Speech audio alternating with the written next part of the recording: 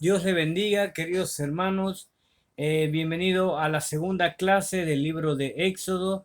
Es un gusto poder compartir una vez más. Vamos a pedir a nuestro Señor que nos acompañe. Espero que se encuentre bien y que podamos juntos aprender la palabra de Dios. Padre, damos gracias en esta hora por tu presencia, Señor.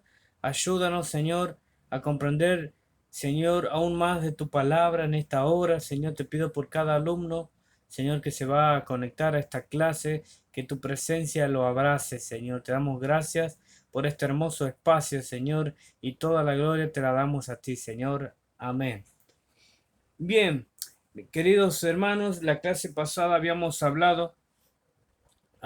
entrado a hablar del libro de Éxodo, habíamos visto el propósito del libro de Éxodo. Recuerde que Dios estaba, la idea de Éxodo es que Dios formara una nación.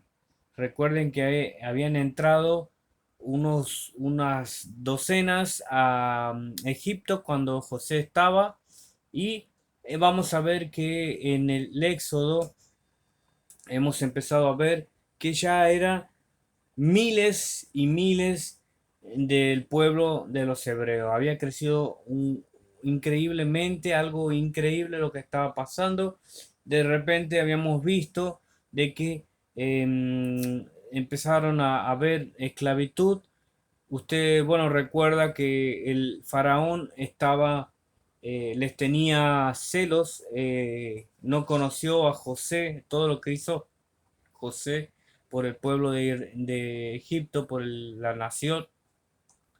Y bueno, el pueblo clamó a Dios y Dios iba a levantar a un líder, a un libertador, y esa persona era nada más y nada menos que Moisés. Moisés obviamente había pasado una serie de cosas y él no estaba preparado para liberar a nadie, y el pueblo de Dios estaba preparado para ser libertado. Entonces, habíamos empezado a hablar, terminamos hablando la clase anterior de las excusas de Moisés. Moisés tenía sus excusas como todos nosotros en el camino.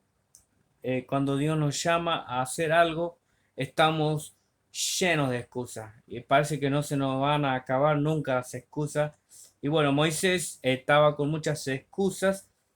Dios le responde las excusas. No es que dijo, no, voy a buscar a otro que no tenga excusa. Dios responde las excusas, y entonces Moisés estaba listo para empezar esta nueva travesía. Pero en esta clase, en esta segunda clase del libro de Éxodo, vamos a ver algo muy interesante. Ahí usted va a ir viendo en sus apuntes, presta atención y después usted lo va a volver a leer. Vamos a empezar a ver en esta clase la dureza del faraón. La gran pregunta del millón: si Dios es quien endurece los corazones de las personas. Eso lo vamos a ver a continuación. El faraón, iban a recibir a Moisés y Aarón en su palacio, y Moisés y Aarón iban a comunicar la demanda de Jehová, que era: dejar a mi pueblo libre para que me venga a adorar en el desierto. Obviamente, el faraón no iba a presentar con total libertad esta demanda. La pregunta es: ¿por qué exigió Dios de faraón solamente por unos días para celebrar las fiestas, cuando en realidad el verdadero pensamiento lo vemos después, que la idea era sacarlos de Egipto? La gran pregunta. La respuesta es que Dios estaba probando el corazón del faraón. Aquí vamos a ver que Dios estaba con una pequeña petición. O sea, déjame 3 días nada más, dame mi pueblo para que me venga a adorar, y después iban a volver. Si el faraón con esta pequeña petición no accedió, cuanto más si le decía de entrada Moisés, perdón, a Faraón que iban a ser liberados de Egipto y se iban a ir. ¿Te imagina usted el lío, el tremendo problema que se iba a armar en ese mismo momento? Entonces, por eso es que Dios le pide a Faraón por 3 días, déjame pueblo venir. Y la pregunta de Moisés fue contestada por Faraón y usted lo va a ver. Esta historia lo vamos a ver desde el capítulo 5 versículo 1 hasta el capítulo 7 versículo 7. Vamos a ver que al comienzo Faraón le contesta, le dice: ¿quién es Jehová para que yo oiga su voz?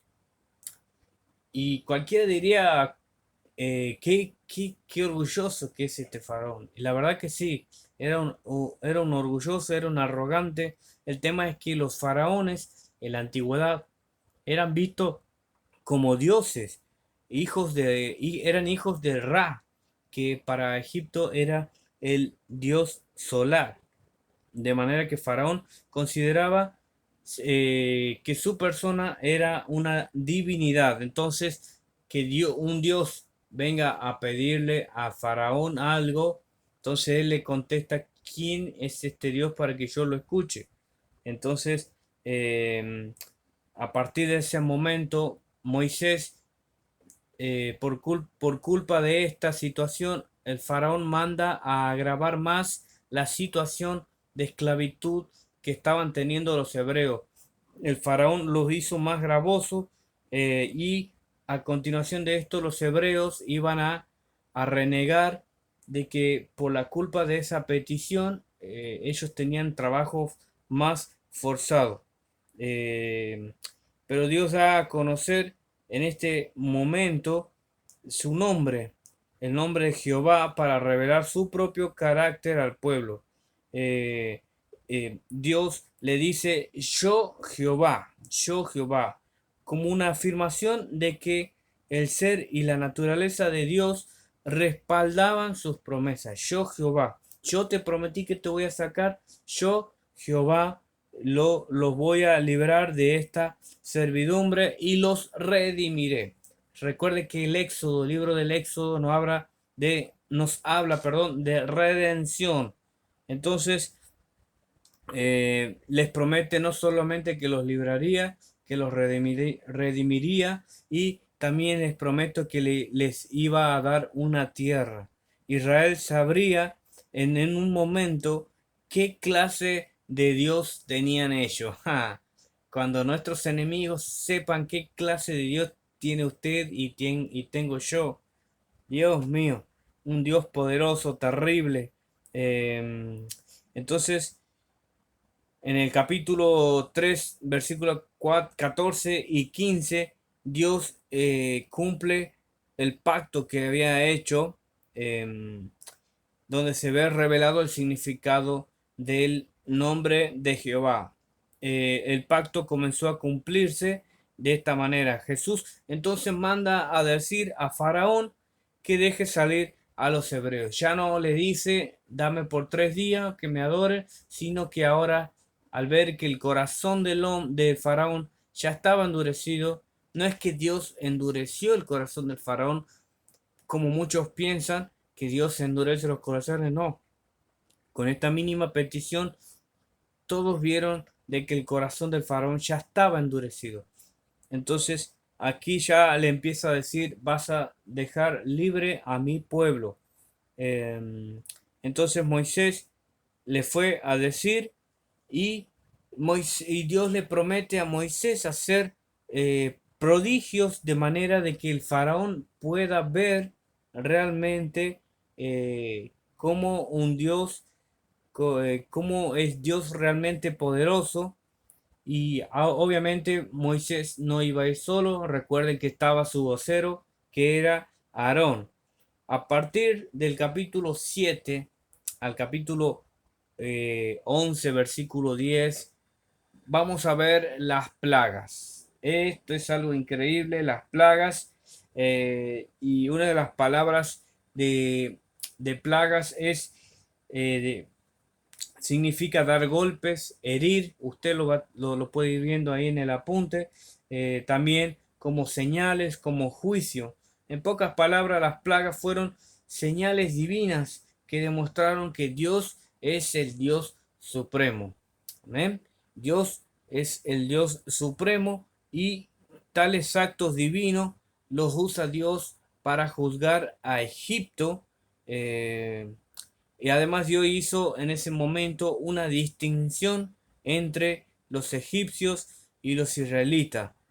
Vamos a ver que con las últimas 7 plagas, Dios iba, las primeras 3 plagas de las 10, la número 1, la número 2 y la número 3, fueron hechas tanto para los hebreos como los egipcios, para que vean, porque no solamente los egipcios estaban dudando de quién es este Dios, sino que también el pueblo hebreo también estaba empezando, no estaba seguro de que si era este Dios o no. Muchas veces nosotros vemos, por ejemplo, que estamos viviendo ahora la situación crítica de la economía, y podríamos decir por qué esta situación económica a nosotros nos afecta si somos hijos de Dios. Pero si usted se pone a ver, Dios permite esto, no como castigo, obviamente es otro contexto el de las plagas, pero para que usted vea que la crisis económica afecta tanto a los cristianos como a los no cristianos, a los pobres como a los ricos. Es en cierta forma que Dios empieza a revelarse a toda la humanidad. Estamos en tiempos especiales donde cada vez la segunda venida de Cristo está más próxima. Entonces el mundo entero necesita volver a entender de que Dios es el Dios verdadero. Entonces aquí vamos a ver las plagas tenían una gran intensidad, era algo tan extraordinario. Las plagas fueron las respuestas a la pregunta del faraón. Recuerde usted esta pregunta que le hizo Faraón: ¿quién es este para que yo le escuche? Entonces, esto está en el capítulo 5, versículo 2, lo puede ver. Dios iba a mandar las plagas como respuesta a estas preguntas. Cada deidad de los egipcios iba a ser afectada por las plagas. Eh, y van a quedar en evidencia que estos falsos dioses de los egipcios iban a ser realmente impotentes ante el gran poder de nuestro Dios, no pudiendo proteger de las plagas a los egipcios. Fíjense en ustedes qué tremendo. Y entonces el orden de las plagas, vamos a ver, cada plaga fue un desafío a los dioses egipcios y una censura a la idolatría. Bien, dos cosas importantes, les repito: cada plaga fue un desafío a cada deidad egipcia, y por otro lado una censura, o sea, no sigan la idolatría, no vayan tras los dioses.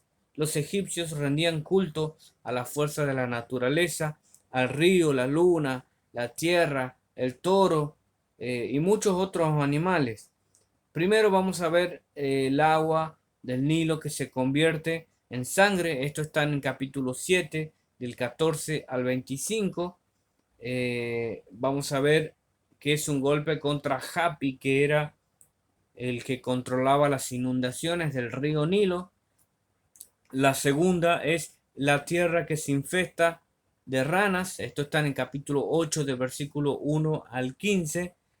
Los egipcios relacionaban a las ranas con Hapi también y Ek. Son unos nombres de los dioses. La tercera plaga era la plaga de los piojos. Algunos dicen que podrían haber sido mosquitos. La cuestión es que eran muy molestos, eran el polvo de la tierra se levantaba y el polvo, el mismo, hasta el polvo de la tierra era sagrado en Egipto, y este polvo es que es lo que se convirtió en los insectos molestos. La cuarta plaga eran enjambres de moscas, tábanos, que eran insectos muy molestos, muy grandes, peligrosos, que se te podían entrar.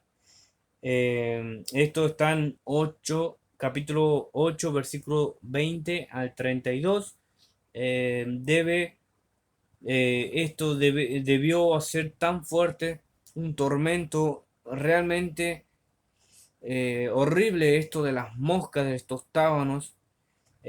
La quinta plaga que Dios manda es en el capítulo 9, del versículo del 1 al 7. Vamos a ver la muerte de ganados. Acá vemos al dios Amón, que era el dios adorado de todo Egipto. Era una especie de carnero, era un animal sagrado.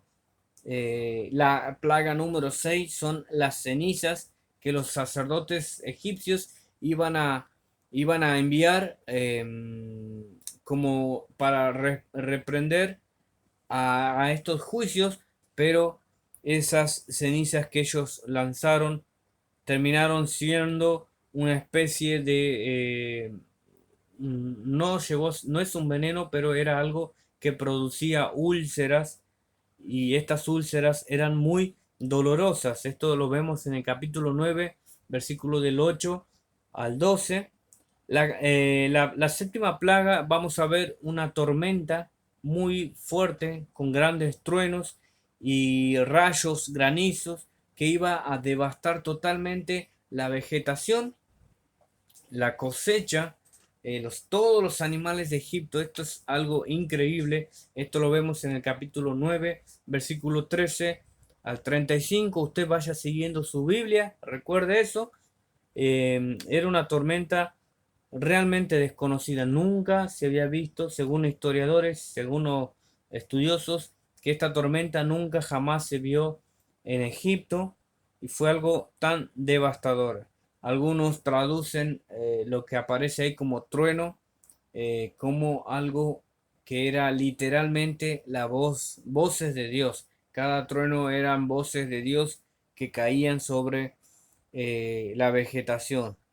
Y aquí se hace alusión a que era Dios el que estaba hablando en juicio.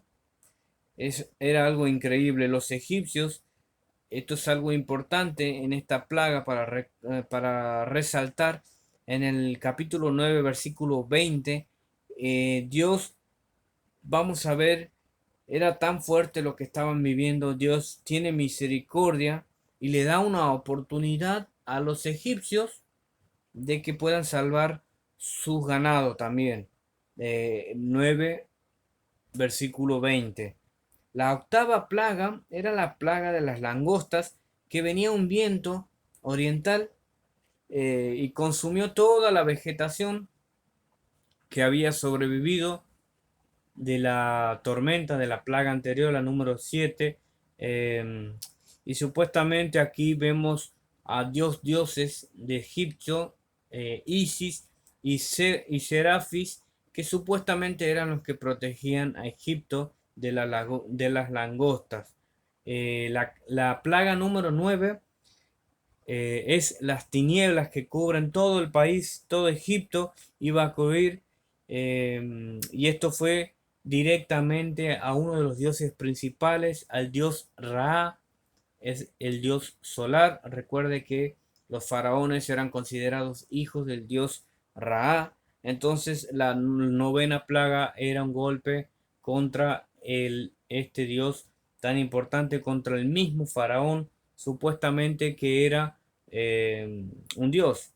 Las luminares celestes, los que eran objeto de culto para este dios, eran incapaces de penetrar la tiniebla densa de esta novena plaga. Fue un golpe directo, un golpe muy fuerte. Y llegamos a la plaga número 10.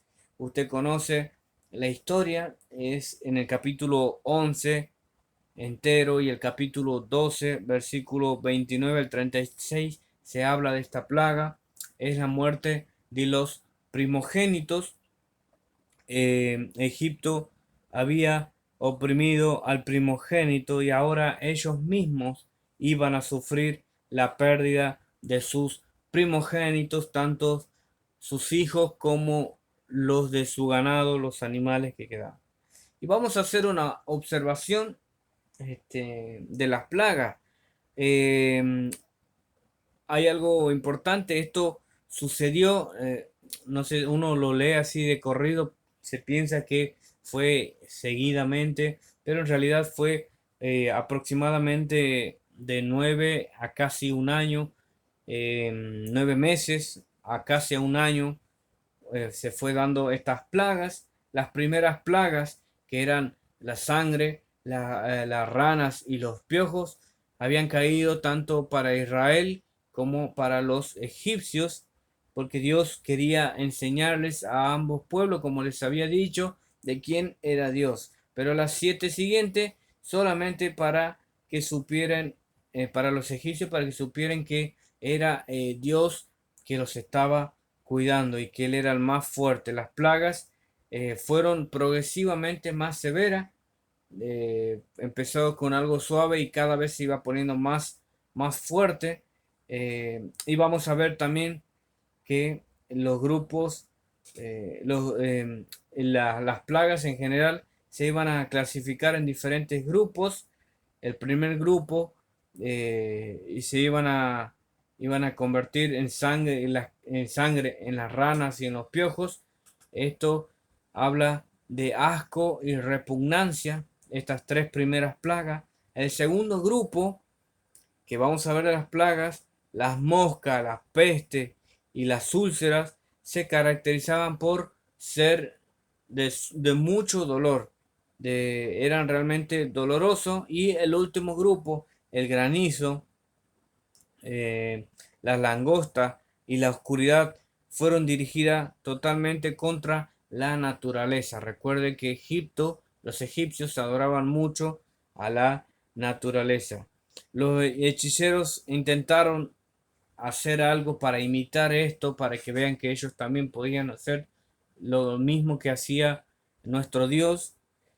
Así como podemos ver, no pensar que el mundo intenta hacer lo que Dios hace, y obviamente hemos visto a lo largo de la historia y lo seguiremos viendo, de que Dios es incomparable. Gloria a Dios por eso. Los hechiceros iban a querer intentar, pero no pudieron, ni siquiera pudieron, ni tampoco los magos pudieron librarse de los terribles juicios que Dios estaba haciendo sobre Egipto. Entonces, en resumen, las plagas cumplieron con algunos propósitos.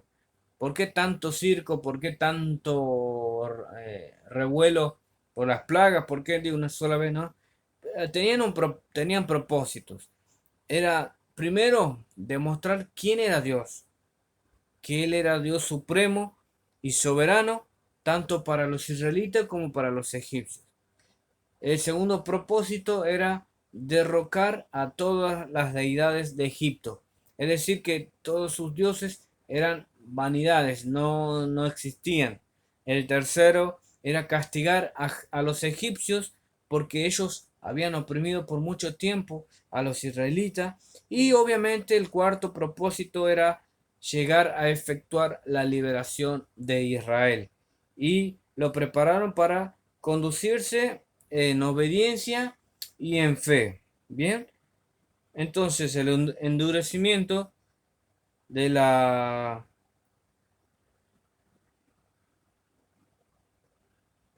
de la, perdón, estaba acordando, el endurecimiento del corazón de Faraón.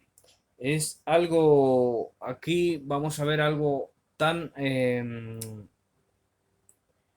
indispensable de conocer, que muchas veces pensamos que hay personas que nunca, obviamente nunca vamos a saber si van a aceptar o no al Señor, pero hay personas que definitivamente se declaran enemigos de Dios, su corazón está tan entenebrecido, y no quiero decir que a estas personas las desechemos, simplemente que tratemos de evitar, porque podemos caer del otro lado, porque hay gente que te convence en vez de que nosotros le hagamos que se conviertan, nos convierten ellos nos convierten a nosotros para el lado de ellos. Mucha gente que termina convencido de que realmente Dios es malo, que Dios es esto, y por eso debemos tener cuidado. En el endurecimiento de Faraón se destaca la terquedad que tuvo el Faraón. Entonces usted tiene que tener cuidado con la terquedad que tiene la gente en este tiempo, por las cosas que están pasando, por las ideologías que están apareciendo. Eh, el faraón estaba terco a pesar de que iba viendo los juicios. Recuerden que las plagas iban de menor grado de dolencia a mayor grado, y el faraón tenía la posibilidad de no destruir a Egipto porque él era el responsable de lo que estaba pasando. Porque si él hubiese accedido, quizás Dios ya hubiese detenido las plagas, no sé, no lo sabemos, la Biblia no lo dice, pero aquí se resalta el supuesto arrepentimiento que él aparece en su momento fue realmente transitorio y motivado solamente por temor, solo por temor y no por el reconocimiento de que realmente Dios era Dios y que el faraón necesitaba de Dios. El texto bíblico enseña que realmente en el versículo 4, perdón, capítulo 4, versículo 21, enseña claramente que Jehová iba a endurecer el corazón del faraón, pero en realidad el corazón del faraón ya estaba endurecido. A partir de su dureza, Dios iba a, a endurecer aún más el corazón del faraón. Bien,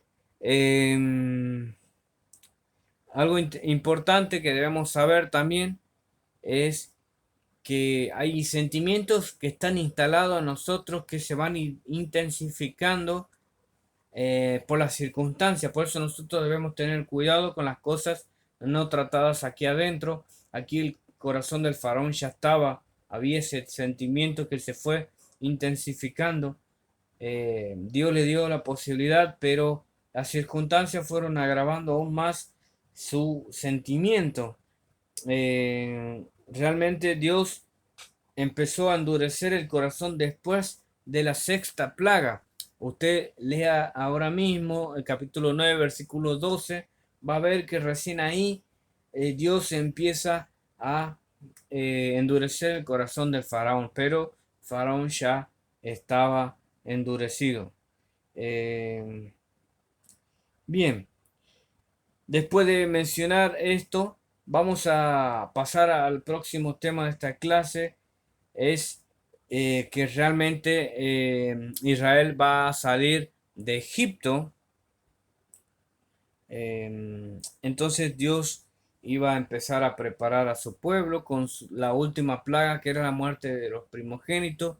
Recuerde usted que Dios en este último juicio sobre Egipto, Dios les había pedido un animal que iban a crucificar en lugar, o sea, con la sangre del animal, tenían que pintar los dinteles de la puerta, iban a, cuando pase el ángel destructor y vea la sangre del cordero, el ángel destructor iba a pasar de largo.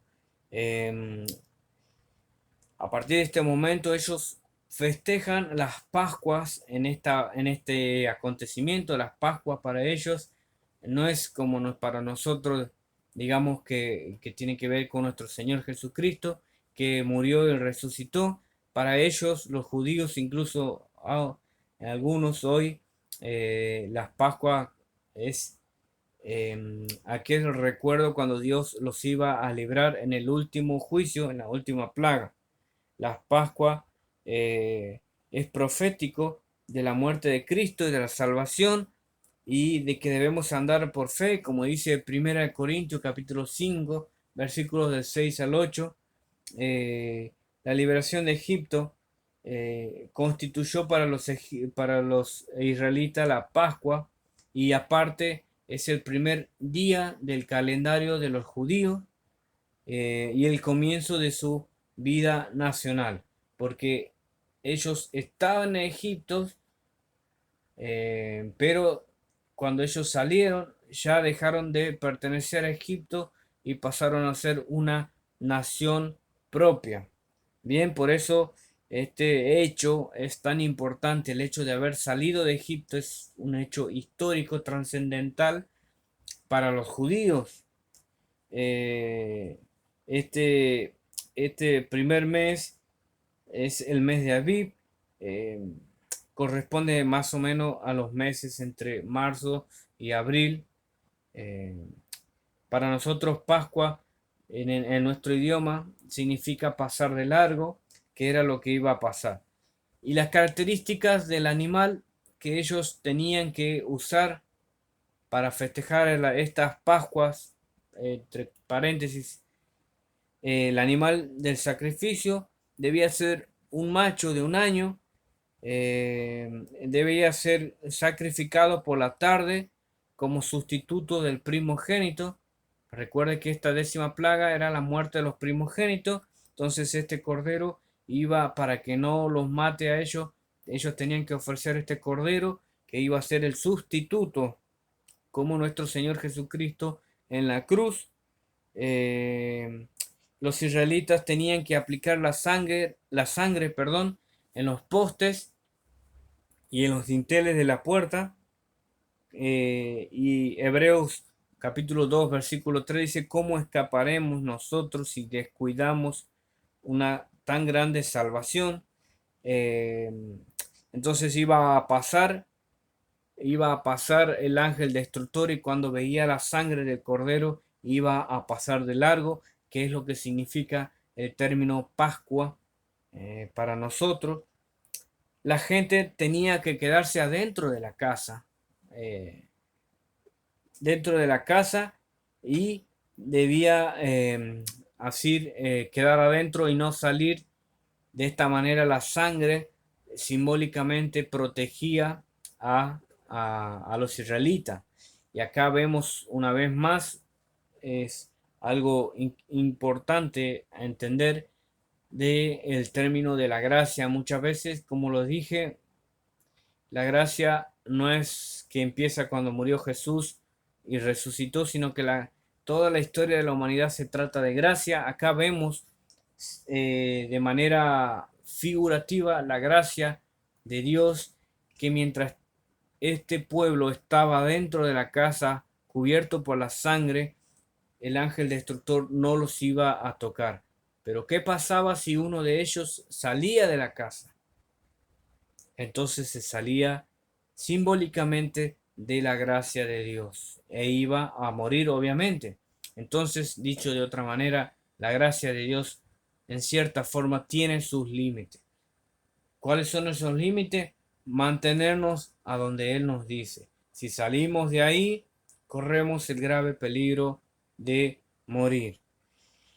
Otra cosa que tenían que hacer los israelitas era que tenían que asar la carne del cordero, y debían comerla con pan sin levadura y con hierbas amargas. Ellos debían estar de pie, comerlo de pie, porque en cualquier momento ellos tenían que estar preparados para el éxodo. El pan sin levadura simbolizaba la sinceridad y la verdad, y las hierbas amargas, algunos estudiosos dicen que probablemente representaban a las dificultades y a las pruebas que acompañan a la redención. Nosotros somos redimidos, pero la Biblia dice que en el mundo vamos a tener aflicciones, pero que debemos confiar obviamente en nuestro Señor Jesucristo, que venció a este mundo. Los israelitas debían comerlo de pie entonces y vestidos como para estar listos para salir de viaje. Entonces Dios deseaba que su pueblo recordara siempre esa noche de la liberación.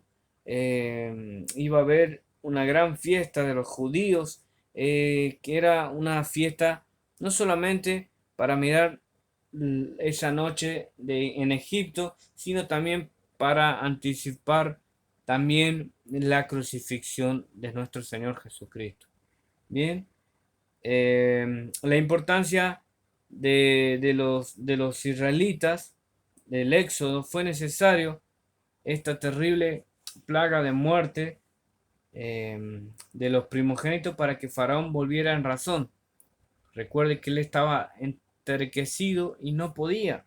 Entonces ahora debía, después de esto, dejar entrar en razón y dejar salir a los egipcios, perdón, a los israelitas. Después de esto, él les permitió, entró en razón. Entonces, los egipcios iban a recibir lo que esa retribución por tener un faraón que estaba tan enterquecido.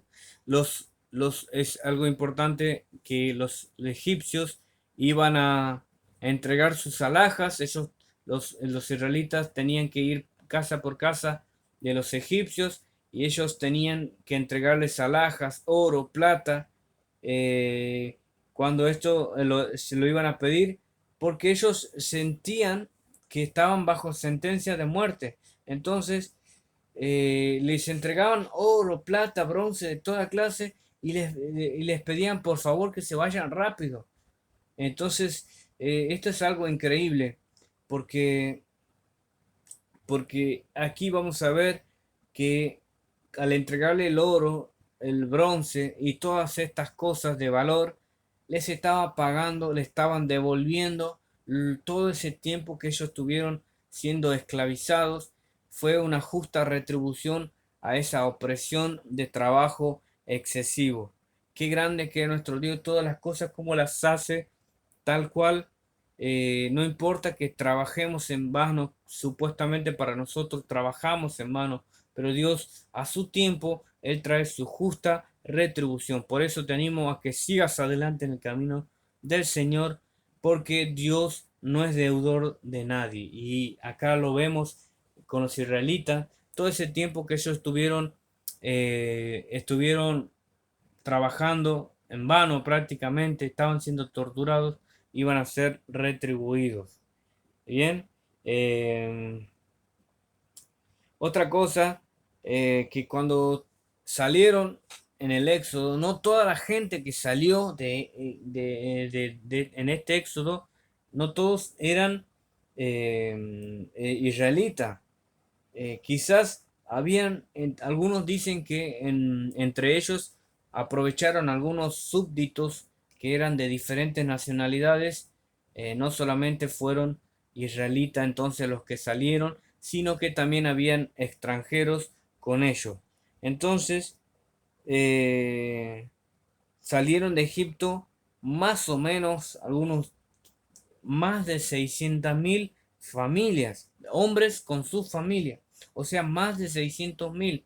Cuando ingresaron a Egipto por primera vez con José, apenas unas docenas, 70 y algo de personas ingresaron a Egipto. Y acá vemos en el Éxodo que son más de 600.000 personas, toda una nación. El propósito de Dios se estaba cumpliendo de que ellos iban a salir como una nación. Pero obviamente le faltaba algo importante que era el territorio, que era la tierra prometida. Por eso Dios primero los tenía que liberar y a continuación los iba a conducir por el desierto.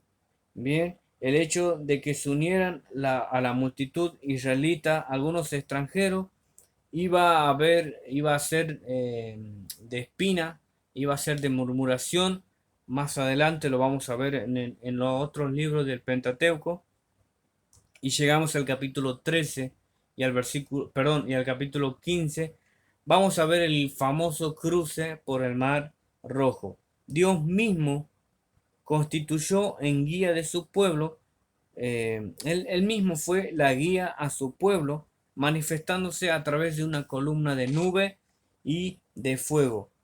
La pregunta es, en el mapa que usted va a ver ahí, el Mar Rojo tiene dos brazos, y Dios lo lleva. Había una ruta donde era un camino corto, pero Dios no lo lleva por el camino corto, sino que lo hace transitar por el camino más largo. Entonces, la pregunta es por qué Dios no los hizo si estaban siendo oprimidos, si estaban siendo castigados, y por qué no los sacó rápido. La respuesta es que por el camino corto había guarniciones de egipcios, y en Palestina, poco más adelante, habían filisteos que los estaban esperando. Los filisteos, diferentes a los egipcios, también fueron y son eternos rivales del pueblo de Dios. Entonces los israelitas, si iban a agarrar el camino corto, tendrían que haber batallado inmediatamente después de haber salido de Egipto. Entonces no iban a poder. Ellos recién estaban saliendo de la esclavitud, y de repente iban a tener que enfrentar en una batalla a dos terribles ejércitos, y Dios no es que no los podría librar, Él tiene poder para hacerlo, pero lo que Dios quería hacer era formar el carácter de ellos. Entonces, en cierta forma, Dios los estaba guardando. Entonces, como eran esclavos recién, los hebreos, no estaban preparados para pelear, entonces necesitaban una organización. Vamos a ver en los próximos libros del Pentateuco que en algún momento de la historia Moisés empieza a organizar a todo el pueblo de Dios en un ejército. Iba a tener una formación militar tremendo. Lo llevó Jehová también después de salir de cruzar, y los iba a llevar al sur, hacia el Mar Rojo, para llevar a Faraón, y que el mismo Faraón pueda ser derrotado totalmente, porque el Faraón no se iba a quedar con que dejó librar a los israelitas, sino que la famosa canción, los carros del Faraón, que los echó al mar. Vamos a ver esa gran historia tan poderosa, tan gloriosa. Jehová quiso revelarse en esta acción de como el Dios guerrero, el que pelea la batalla, y es el protector de su pueblo, dándoles una liberación inolvidable. Capítulo 14, versículo 4, 14 y 18 vemos esta de que Dios se presenta como su protector. Dios es nuestro protector. Tenemos enemigos que nos quieren venir a derrotar, pero tenemos a alguien más poderoso que nos va a guardar. Bien. Eh, a continuación vamos a ver, espero, mi querido hermano, que usted pueda entender de que Dios nos libra, nos saca de Egipto, nos saca de nuestro pasado, porque tiene un propósito para nuestra vida. Y si tiene que usar todo el poder, todas las maravillosas manifestaciones, Él lo va a hacer. Con Egipto, con Israel lo hizo. Hizo algo tremendo, muy poderoso. Recuerde que Egipto no era cualquier nación, era, era una gran nación, muy poderosa, y Dios hizo algo tremendo, y Él lo puede hacer contigo también. Aún en la actualidad, a pesar de que vamos a la iglesia, a pesar de que somos cristianos, somos hijos de Dios, constantemente van a venir los ataques del enemigo, pero confiemos que Dios es quien pelea por nosotros. Amén. En el cruce del Mar Rojo se vio algo totalmente milagroso. El hecho de que se abriera el Mar Rojo es algo increíble. Dios, algunos expertos dicen que Dios usó, si bien es cierto, Él usó a su siervo Moisés para extender la vara, y utilizó un fuerte viento que venían en direcciones opuestas. A pesar de lo glorioso que se ve esto, El poder era de Dios. Escuche bien, Dios te usa, pero el poder es de Dios. Dios se manifiesta su gloria a través de tu vida, pero es la gloria de Dios. Entonces esta historia de que vemos a Moisés extendiendo la vara, abriendo el mar, muchos después quisieron idolatrar a Moisés por lo que hizo y toda esa historia, pero el poder siempre es de Dios. Que no nos la creamos demasiado porque Dios nos empieza a usar porque todo es de Dios, nada es nuestro. La gloria siempre sea para Dios, y que podamos ser humildes y reconocer es que somos usados por gracia. Eh, entonces, el viento vino, sopló en dos direcciones a la vez, amontonando a las aguas para un lado y las otras aguas para el otro lado, dejando en el medio el camino seco, dejando una puerta abierta. La columna de nube se iba a convertir en la retaguardia de Israel. De la misma manera, la columna que fue una bendición para los israelitas se constituyó un obstáculo para los enemigos. Lo que para nosotros es una bendición, para el enemigo es una maldición. Los israelitas cruzaron por el lado seco y el ejército también cruzó, pero cuando salieron todos los israelitas, todos los enemigos fueron ahogados. Esto es comparado con el bautismo que tenemos nosotros, que practicamos el bautismo de la